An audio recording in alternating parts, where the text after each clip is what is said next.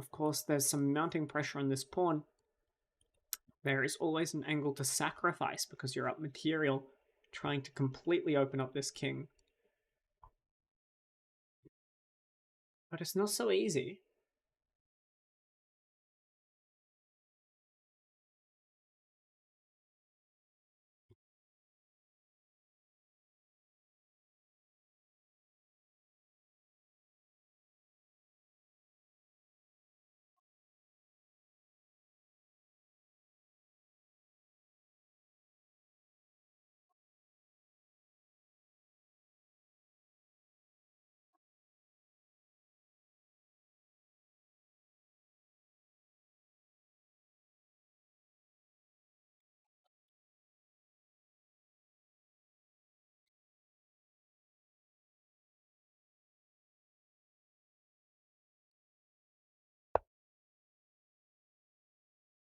And rook d2.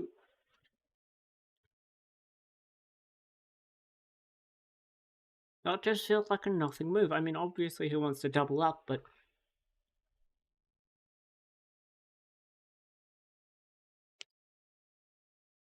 it's definitely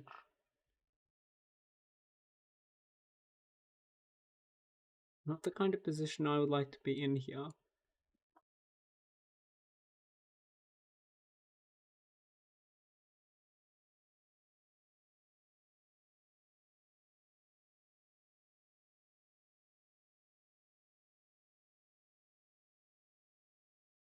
But it is same colored bishops, and that's worth something. The pawn structure is exactly what it sounds like, the structure of your pawns. So these three light squared pawns, for example, do a great job of counteracting this light squared bishop, whereas black's pawn structure is completely split.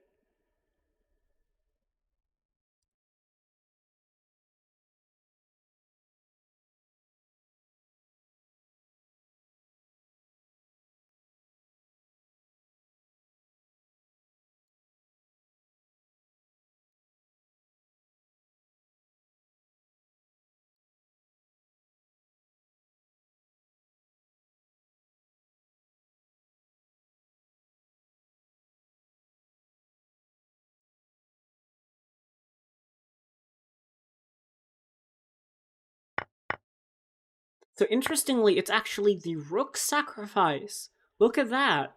Runtai sacrifices the rook, picks up the rook back. Look at that. He calculated that deep line there.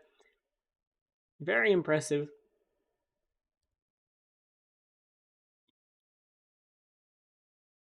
All supported here. If here, this comes a check again. And how do you stop mate?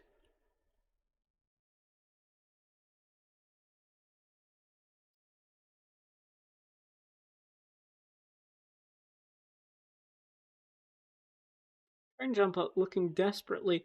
What is a move here that I can play that will, recover this position? Do I move on to a light square? I mean, this bishop kind of sucks. Surely the light squares aren't so bad. But you've got to wonder, maybe, rook to d1, king to d1. But then, in fact, you can delay at taking this rook back because you can give a check first. And then if king up, does that work? No, I don't think it does. Oh, but it does because you win the queen back.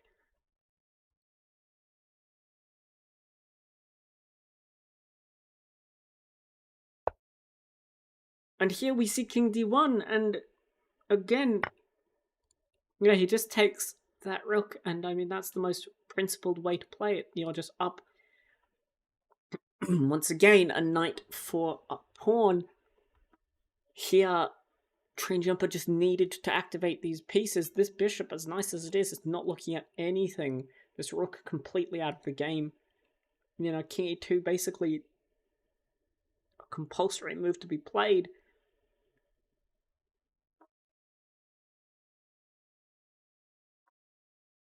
This pawn is attacked twice now.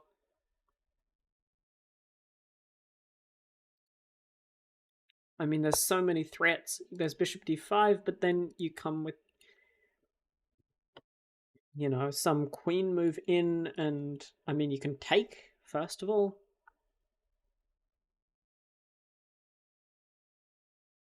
Actually, bishop takes. Yeah, bishop takes. The queen is kind of stuck. Can't go to any of these squares. Can't go to any of these squares. Can't go to this square or this square. Can't go here or here. Can go here, but that's a miserable square. Can't go here. Can go here, but that's a miserable square. Can go here. Can't go here. Can go here. Can't go here. Can go here. And then obviously that diagonal is blocked and can't go here. So there's 1, 2, 3. Yeah, there's 3 squares for the white queen after bishop takes, and none of them look particularly inviting.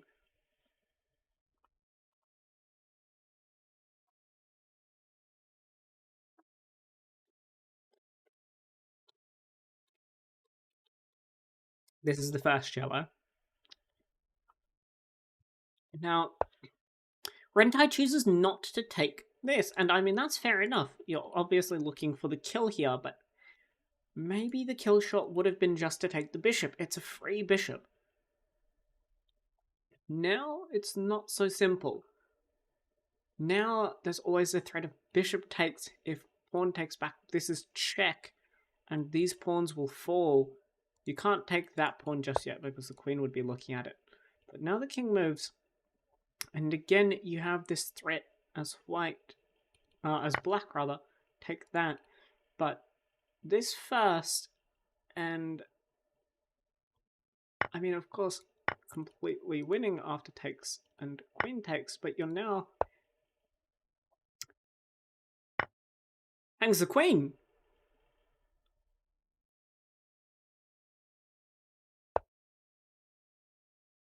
And the pawn with an attack on the rook.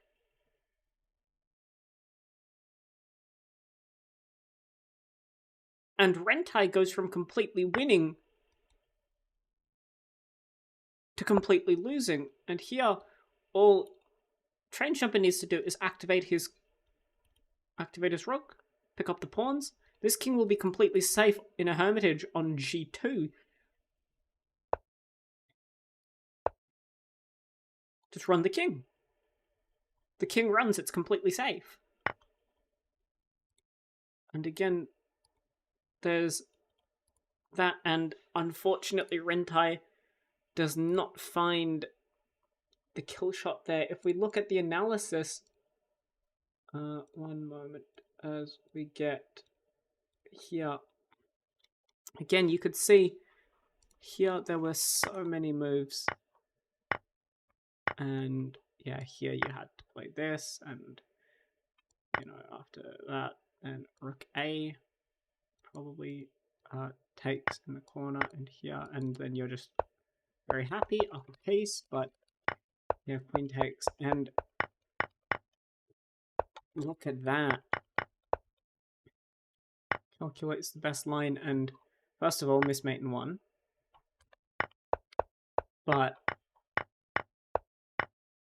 yeah, look at that.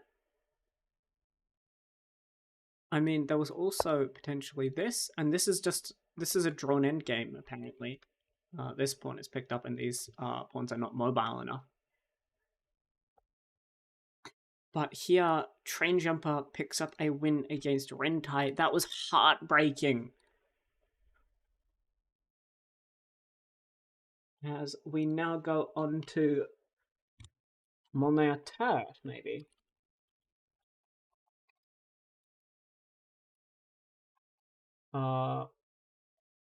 What time do you do? 2 hours? That's fine. Yeah. So it's not Monnaie à Terre. It's we can do XTY versus Mercs right now. XTY with the white pieces, Mercs with the black pieces. Let's see. Yeah, that rook sack was very good. it was quite a strong sort of tactic there. But we'll have to see. Why isn't Queen immune to blunder? Great question. Yeah, Renta, you had 2 minutes. It was so sad. So close to winning. Okay, Suckdicker 1 comes in against Murphs.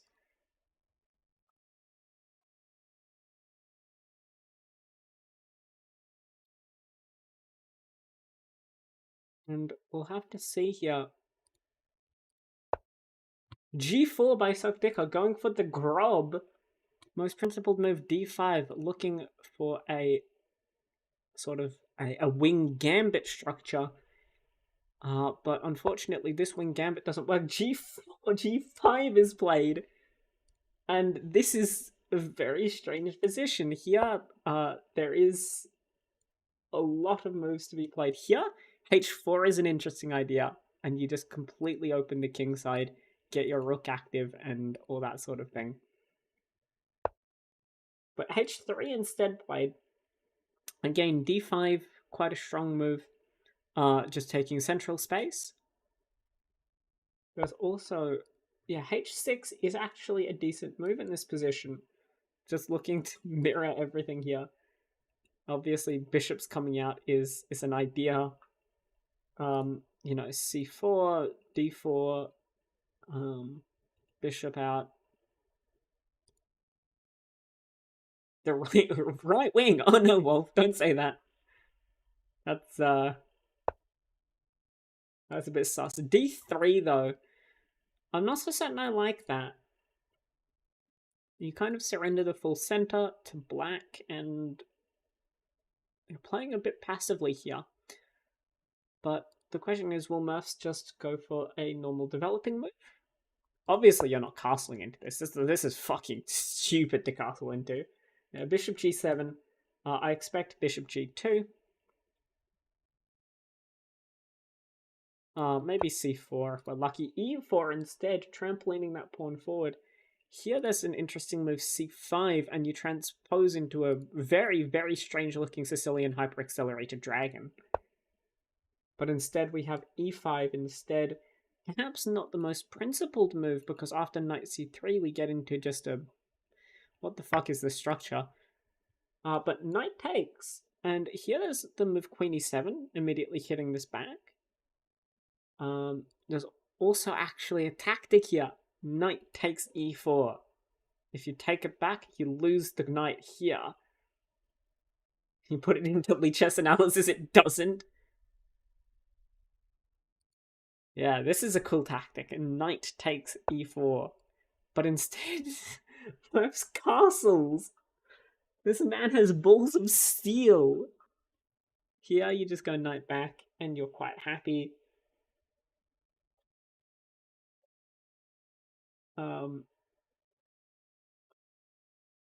Honestly, despite all that's been said, simply because of just how chaotic this position is, this doesn't look bad. G takes f4, and then bishop takes actually doesn't look bad either. There's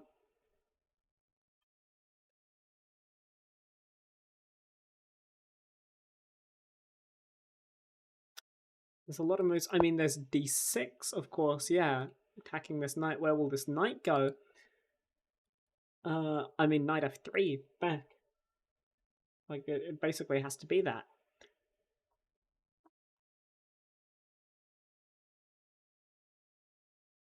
And POV, all your pieces are in the car. True.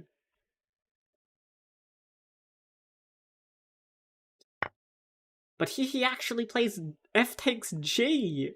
Look at that. And of course, if pawn takes, then this attacks this, and it's arguable that the black position is very weak. I mean, look at this. Once you develop all of your pieces out, it's actually white who will have the safer king. The double Grob. The Grob attack Borg defense.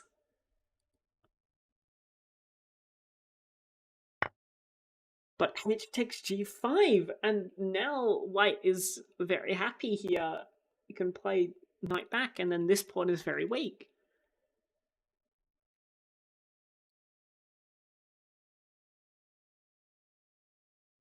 It's difficult to say. No, it will go through. And this is not the move to play. This loses to this because you just lose the knight for two pawns. And here you can't take here obviously because then queen takes, and that's very scary. But it's difficult to say.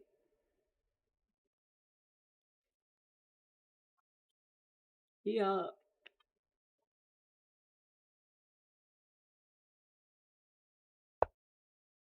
yeah, knight c3, probably the most principled move. Here knight c6, bishop e6. Maybe even just pawn c6 is a move. You could do the reverse and play b5. But yeah, c6, principled move, playing in a sort of d4, d5 sort of way. This knight is going to come here. This bishop is going to come here first, and you'll be quite happy. Queen b6, looking to target this weak pawn and this knight. This c6 obviously constricts the knight's movements as well.